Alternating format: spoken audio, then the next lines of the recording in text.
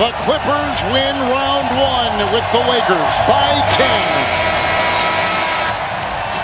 Well, this one was pretty simple. The Clippers were better. That was the sentiment going into opening night. That was the consensus leaving it. While LeBron taking the side of another top 5 player had gotten its due respect from anyone looking on objectively, there had always been somewhat of a fascination with the sneaky greatness of Kawhi, and he'd been feeling that desire many had for somebody to replace LeBron as the league's greatest. The fact that he'd been able to bother LeBron enough as an up-and-coming star in 2014 to walk away with the Finals MVP, the one game that made many believe he was capable of toppling the Golden State dynasty before it began. And then 2019, where he dominated a more competitive Eastern Conference than the one LeBron had been running through for years in one try. Kawhi may not have been as much of a showman, may not have talked as much or generated interesting storylines, but he'd done enough in the right moments to be looked upon as the King's kryptonite, and winning on opening night sans Paul George had only served to confirm that. But as it had so often gone with LeBron-led teams, the season was a marathon, not a race. Perhaps that, on top of people just being bored with his greatness in general, was what caused fans' eyes to wonder for something fresh. He hadn't won the MVP since 2013, hadn't won a title since 2016, and by 2019, the masses were getting accustomed to seeing other players crowned by season's end. But in this particular year, the crown was being self-appointed and one of the more daring declarations of war against LeBron we'd ever seen. I mean, you got Giannis out here looking like he's Ray Allen. I wear this shit now. He really did that, on the same court as LeBron, knowing full well what those type of titles meant to him. LeBron had never really been the type to answer those challenges directly, but was Giannis wrong? At that point, he was the reigning MVP, and by every indication, he was running away with a relatively uncontested repeat, leading what wasn't the most amazing roster on a 70-win pace. What we were seeing had simply been the manifestation of elements years in the making. There'd been so much talk that Giannis was next up, that he was the heir to the throne as soon as he developed, and with him now walking that talk, people latched on to this shiny new toy. They bought into this idea that he was right on the horizon, prepared to snatch the league away from LeBron for good. And that was the difference between he and Kawhi. One would defeat LeBron James or win a title, and you wouldn't see or hear from him until next season, where he'd be right back at it with the blankest of expressions. The other would fearlessly crown himself on the same court as the established king, before having truly accomplished anything giving him the right to do so. However, up to that point, a Clippers-Bucks finals had seemed to be a likely outcome, a rematch of these heirs that had sprung to power while LeBron lie dormant. And so, for the first time in quite a while, LeBron actually did have something to prove. Year 17, with his MVP-like performance going all but unnoticed in favor of the talent that would be there long after him. It's like the window had been cracked open once again. That point where he could fail miserably, giving people yet another reason to proclaim that he'd never catch Jordan. Oh, and the progression of the LA rivalry was not helping. James, Caldwell Pope, back out to James, Beverly all over him. 6 seconds remaining. James, step back, knocked out of his hands, deflected out of bounds. No, he deflects it down low. Does it go off of LeBron James' right hand as he elevates to try to shoot? Clippers-Lakers had been everything fans thought it'd be and more. But while Kawhi was ascending, having helped lead his team to wins in both of the matchups, LeBron was seen to be folding, in the clutch nonetheless. Perhaps nothing personified the perception of that matchup clearer than when Kyle Kuzma's trainer posted to his story shortly after the game, quote, "Watching Kawhi highlights from yesterday, nobody wants to speak on how sharp his skill set is compared to LeBron's. It's clear who's really in the lab and who isn't." This seemed to be a hilariously inappropriate comment coming from a trainer of a role-playing teammate of LeBron's, but it perfectly encapsulated the consistent lack of respect for his game, what he was doing that season, and what he'd accomplished throughout his career. It truly did represent the constant setting and resetting of expectations that would afford him the right to one day be called the greatest. Just 2 losses to Kawhi Leonard during the regular season, and according to the trainer, it was, quote, clear LeBron wasn't taking his craft seriously. That was, as stated earlier, the fascination with Kawhi, and perhaps anybody that could take LeBron's mantle in a timely manner. It was widely accepted, by the way, that Kawhi leading the Clippers through the Lakers on the way to a title would help him do just that. That posed a bit of an issue because around LeBron's age, Jordan was winning his final title in a season where it often seemed the Bulls would crumble, although they never did, largely due to his efforts. LeBron was already the self-proclaimed GOAT, so in a year where he was being tested from multiple directions, and with adequate help this time, he had exactly one option. James goes inside with authority, and the Lakers have their first lead of the game. Timeout, Milwaukee. This building is filled with Laker jerseys. James drives, layup, count it, and the foul. LeBron James putting on the finishing touches. And just like that, he returned to the top in what was one of the more disturbingly desperate ploys by the media. Most had already still accepted LeBron as the league's best player regardless of whether he was MVP or not. But after leading the Lakers to their first wins of the season against the Bucks and Clippers in a short time frame, he'd apparently taken that back as well. The problem was, anyone who knew how the MVP worked also knew it was too little too late. By that point, Giannis was well into yet another historic season on the best team record-wise, so it was never realistic that this display of power from LeBron was going to change that result. Although this was never the result he was truly after in the first place. A piece of art had gone viral around this time picturing Giannis sprinting for the MVP and eventually getting it. Confused as to why LeBron continued to run at the same speed, it turned out he was chasing a goal all along. As corny as this might have felt at the time, it was absolutely depicting what was in progress. For objective onlookers, those games did not win LeBron the MVP, but they did assure everyone that he was still on top of things, that he deserved his respect, that despite the media's fascination with his replacements, he'd never abandoned his last man standing mentality. And while Kawhi and Giannis could momentarily battle for the spotlight, they had not yet come close to his legacy or ability. I had no idea that it would be this soon. He has just tweeted within the past 2 minutes that the NBA is suspending the season. So Shaquille O'Neal thinks there should be an asterisk attached to whichever team wins the NBA championship this year, if we are all fortunate enough to see one, and as a result thinks we should just scrap the season. Lots of people seem to agree with that. Once upon a time, Ray Allen hit the greatest shot in NBA Finals history when missing it would have almost certainly resulted in a Finals loss. A year before that, LeBron won a ring in a lockout year, which was a title even some players had not fully respected until he won his second. In his most recent act, he'd come back from 3-1 against a 73-win team, which was a feat mirrored in controversy due to injury, suspension, and him not being the one to hit the dagger, possibly the second greatest shot in NBA Finals history. So the story here was pretty clear. He led the Lakers to the top seed in the West, and had a serious chance to bury the narrative that he couldn't have been as successful there throughout his career. However, with the new developments, the season taking place after a stoppage and inside of a bubble with no home court factor, nothing he did was ever going to be enough for some people. If he went on to win, critics would simply say that it didn't count, that it was yet another championship they could not fully credit him for.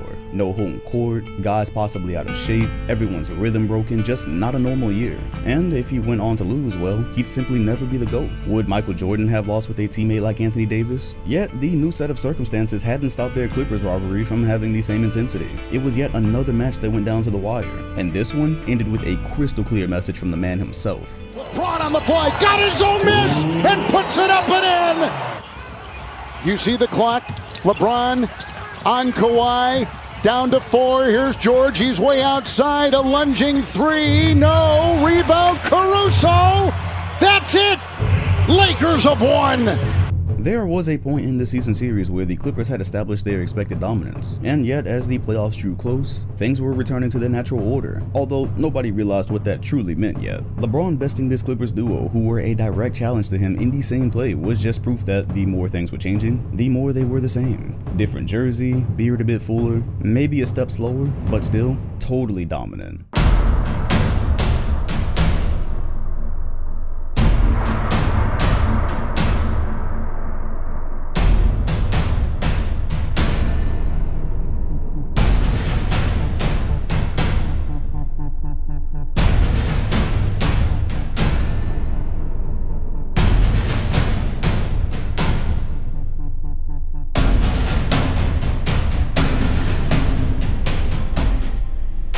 It's safe to assume that there were never any real expectations for the Blazers to defeat the Lakers. As exciting as Lillard and McCollum could be, only Charles Barkley would legitimately tie himself to that ridiculousness, and even that appeared to be his regularly scheduled trolling. However, aside from a site that predicted matchups purely off statistics, there was some legitimate belief that Houston's microball could hypothetically throw any team off enough for them to win a series. Yet, the Lakers too handled that experiment with relative ease. So with the Clippers up 3-1 against their seemingly inferior matchup, it was getting time for the true test. The battle that had been anticipated since free agency. True, there would be no confused and tense Los Angeles crowd to soak it all in. However, the dynamic involving Kawhi, PG, LeBron, and the respective franchises was enough to make it feel as if this were the true NBA Finals regardless of the setting. LeBron could win, dethrone the reigning Finals MVP, and enjoy the adoration that followed Kawhi becoming a mere stepping stone to his 4th title. LeBron could lose, shame the Laker franchise, probably be denied entry into the pantheon of Laker greats, and begin to be reduced into pages in a chapter of Kawhi's legacy. The stakes had only been this high a few times throughout his career, and again, he'd have to respond. Way. Kawhi and Paul George go scoreless in the fourth quarter. They combine for 24 points, and they make a stunning exit after a 3-1 lead in this second-round series. And the party is on in Denver. It was almost too funny to be true.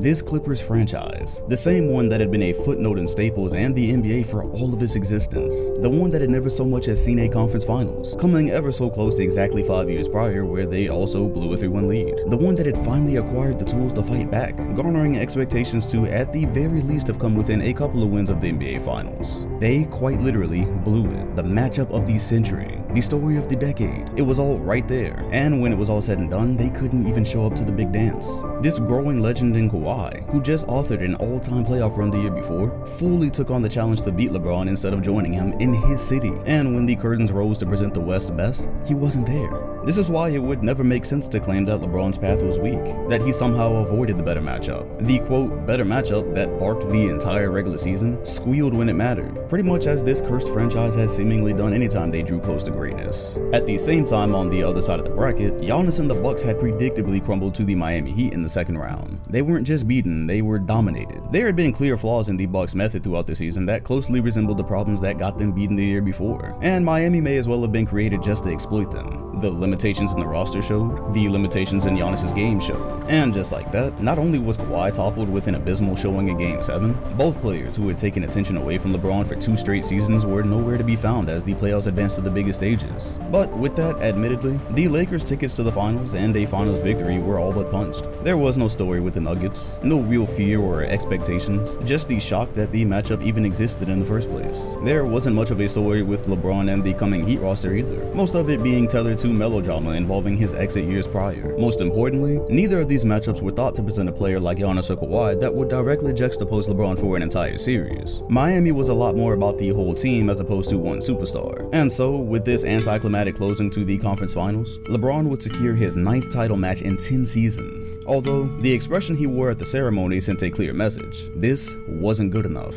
10 finals out of a 17-year career, contending nearly every season out of his many years. With the standard he'd set, with the standards he'd been held to, there was no choice but to finish it, especially this time because he couldn't afford a fold. To find a final series on his resume that he could credibly be faulted with losing, you'd have to go back nearly 10 years to only his second appearance. That one left him at 0-2, but with the nature of that loss, it felt impossible that he'd ever be considered the greatest for a while. Since then, he'd been around the block, had a few legendary performances, saved his legacy in the direst of circumstances, competed and exceeded expectations at times where it shouldn't have been possible. And here he was, finally the clear favorite to win a final series again. And there was absolutely zero chance that he'd come this far to fail.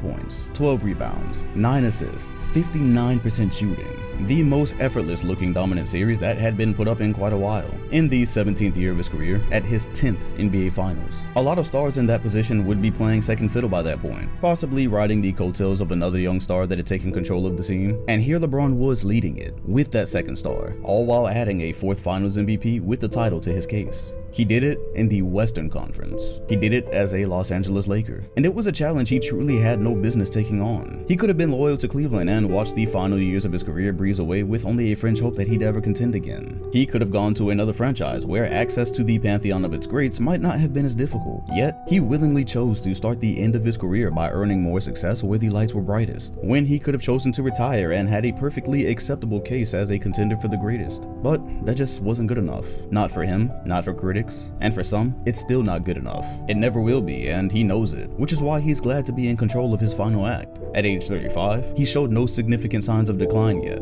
Those who've watched his younger days can see he's obviously not creating the same highlights every night, but he's smarter than he was back then. And the craziest part is, the athleticism that created those moments, it still lives. He'll display it every now and then, but will still affect the game enough without it to be considered the league's greatest. It just so happens that the league's greatest resides in LA, an attractive free agent market that currently holds the NBA title. So keeping the roster at a high level should be simple. Oh yeah, and there's also a guy named AD. Just a young top 5 defensive juggernaut playing right by his side presumably for the remainder of his career. And with that, the impossible suddenly looks possible, faintly.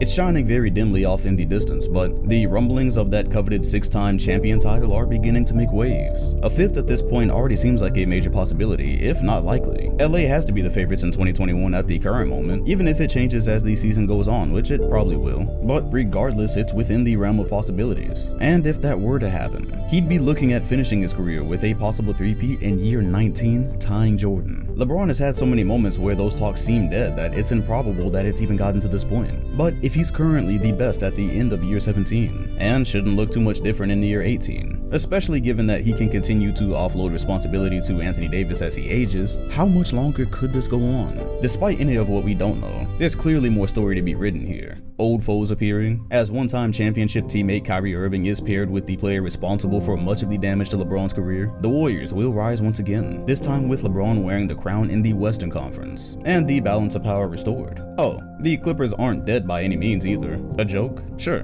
but Kawhi doesn't seem to be one to sulk, and he'll be right back next season, likely with a better roster, pushing LeBron the same way he always has. And Giannis will still be trying to top off his career with the ultimate achievement. He's got the MVPs, the Defensive Player of the Year, and a story somewhat similar to LeBron's when he was in his early days. The one thing he absolutely does not have is the crown. That once again sits atop the head of the man everyone loves to test, everyone loves to question, everyone loves to criticize. And if nothing drastic changes, he'll be right back at it next season, holding the weight of it all on his shoulders, carrying it, as he continues to improve his case to be called the greatest of all time.